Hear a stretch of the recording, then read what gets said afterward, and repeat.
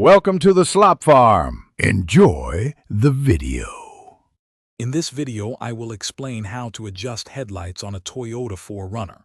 First, park your vehicle on a level surface, about 25 feet from a wall. Make sure your tire pressure is correct and your fuel tank is at least half full. You will also need a Phillips head screwdriver for the adjustment screws. This preparation ensures accurate and effective headlight alignment. Next, measure the distance from the ground to the center of your headlight beams. Transfer this measurement to the wall, creating a horizontal line. Then, mark 2 vertical lines on the wall, aligning them directly with the center of each headlight. These marks will serve as your reference points for proper beam alignment. Now, let's adjust the vertical aim.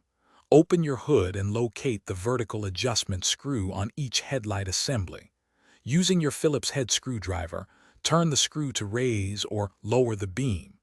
Aim for the top of the low beam cutoff to be on or slightly below your horizontal reference line on the wall. This prevents blinding oncoming drivers.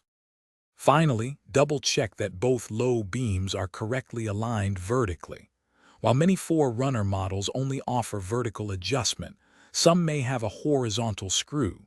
If yours does, adjust it so the hot spot is centered on the vertical line. Take your vehicle for a test drive on a dark road to ensure optimal visibility and safety. You're all set. Thanks for watching. Consider subscribing if we helped you today.